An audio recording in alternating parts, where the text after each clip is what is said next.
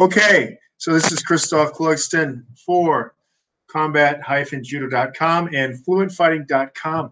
And I'm here to give you a little bit of an explanation about something that's very important, and that is how do you handle extreme violence? And I'm not talking about schoolyard fights. I'm not talking about barroom fights. I'm talking about extreme violence, violence where you're in your car and someone comes up and tries to steal your car or wants to rob you in the car.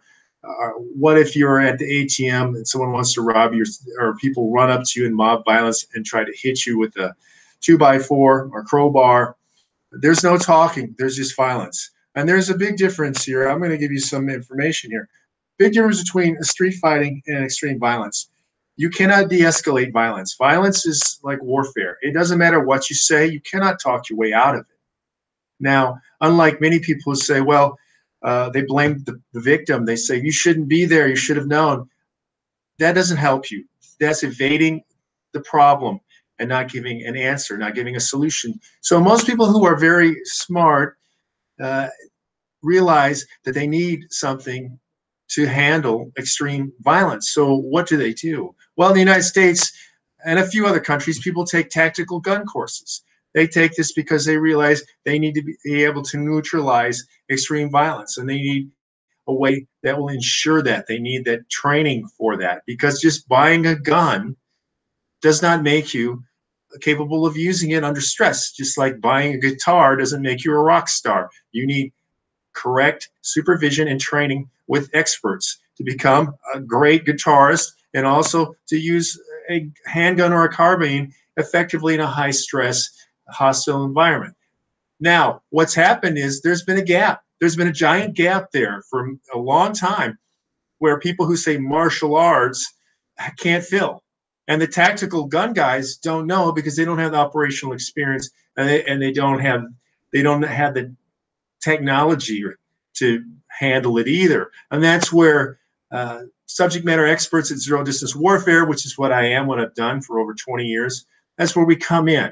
And what's different here is we're not a martial art. A martial art is now become, I've said it many times, and I'm going to keep drilling it in, it's become kids in a strip mall wearing gis, not wearing shoes, trying to break boards, getting merit badges. This is not a martial art. A martial art would mean those kids are training like Vikings and Spartans. They aren't training like that.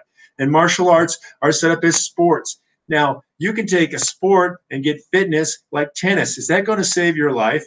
No. And neither is training in a t-shirt and shorts with no shoes on, rolling around on the ground trying to do an omoplata. That is not going to save your life in extreme violence, because they're technique-based. Martial arts are technique-based. They're based on techniques, gathering a lot of techniques, and even the ones who want to think that they're more violent-oriented to handle violence, like Filipino martial arts or Silat, they just gather a bunch of techniques. It doesn't make a solution because they have not trained the way that they should. So what I offer, along with my good friend and co-instructor, John Saylor, is combat judo. Combat judo was founded in World War II from the U.S. Marine Raiders, the U.S. Army Rangers of the 6th Army, and the U.S. Army Alamo Scouts, very elite groups. From that time, it has morphed and changed because we have worked on it from both of our expertise. That's hard to match. He was a former Olympic Training Center coach and had a lot of competition Olympic athletes that he trained. So he knows the training routines. And I was a professional fighter. I fought on 3 continents, 75 fights for belts. I was ranked very highly. But that doesn't matter for extreme violence. Those things, like going to the ground, is to die. To go to the ground in real combat and real violence is to die. In a mob scene, you cannot go to the ground. You'll die.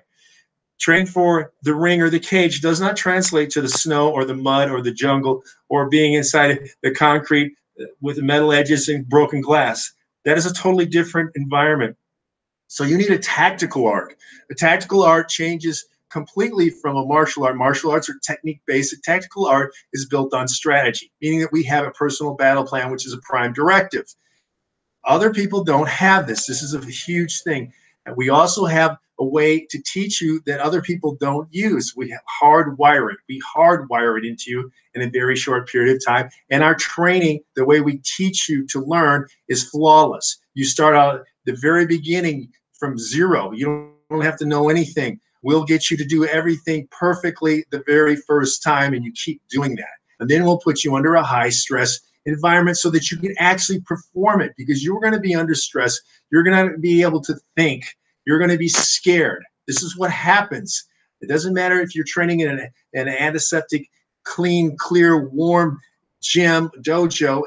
It doesn't matter. That will not help you, because you're going to be attacked in low light. You need things that will work in low light, high stress. And if it's hot, if it's cold, if it's snow, if it's mud, if it's raining, if you're outnumbered, you're going to be alone, okay? You're not going to have a team with you to help you. So you need to be able to work efficiently, effectively, and powerfully. And that's what a tactical art, which is combat judo, will do for you. It is not a martial art. I have to separate this. Just like tactical handgun is not shooting clay pigeons, it's not shooting at paper targets. That is what we are. And I've got to say this over and over. You need to get the idea in your head that you need a tactical art for extreme violence. You do not need a martial arts. There's nobody else doing what we're doing. Nobody. I know this is my business. I've done it a long time. No one else out there teaching civilians is doing what we're doing. Now, I bet you have auto insurance, right? You have house insurance, probably fire insurance, and the health insurance, for example. Why do you have it? Is it because you expect to break your leg? No. Why do you have house insurance? Do you expect your house to catch on fire? No, you don't. But you want some security there. You need to protect it. Now, how much is that insurance worth to you? What do you spend every month on your house insurance, your car insurance, and maybe you have a boat, whatever else you have? Is it $1,000 a month? If you have a family, it probably is with health insurance and dental. It probably is. But what are you spending on insurance against violence? Nothing. So what is that? What's that going to do for you? I mean, isn't it worth $40,000 to $50,000 to protect your wife from being raped? Isn't it worth $40,000 or $50,000 to protect your daughter from being bashed by a crowbar from a gangbanger?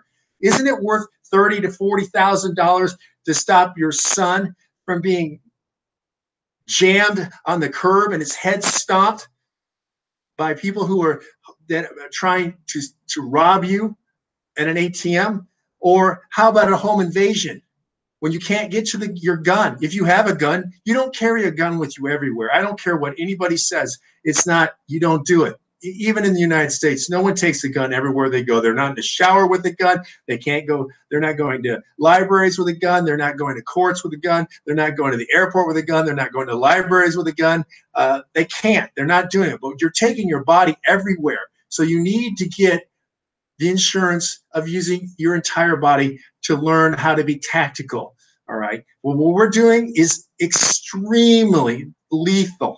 This is not a sport. We're not watering it down. This is nothing but insurance to make sure that you are safe and that your family is safe. So we have upcoming camps and seminars. And quickly, I will mention, for right now, we have one coming up on March 2nd, 3rd, and 4th. March 2nd, for people who've never trained with us, they can take an introductory 2-hour seminar course for only $10.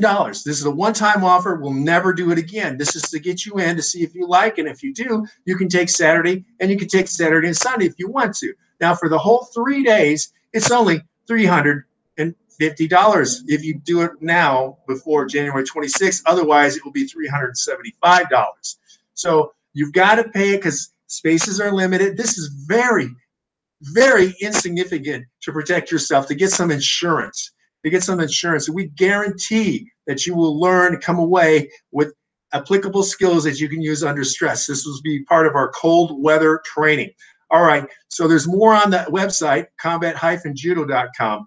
You can find information there. You go to our Facebook group, Combat Judo. You can go to my pages, look up Christophe Clugston. You can find me, all right? So I just want to put this out there. It's time to realize that martial arts are not the answer against extreme violence. And sporting events don't translate into other environments. What you learn in a warm gym is not going to work when you're wearing a parka, mitts, and almost knee deep in snow. When you have 2 or 3 people on you trying to use Brazilian jiu-jitsu or freestyle wrestling is not going to work. If they have a knife, you're dead right away. What are you going to do against a weapon? None of the sports are training you to deal with knives or guns or sticks, which are very prevalent in all violent encounters. Okay, so that's enough for now. I just want you to get the takeaways.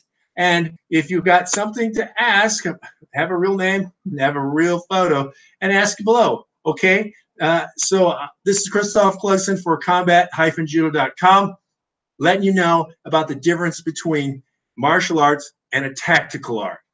Thanks for listening. And here's to your safety. And I hope we see you there in our training.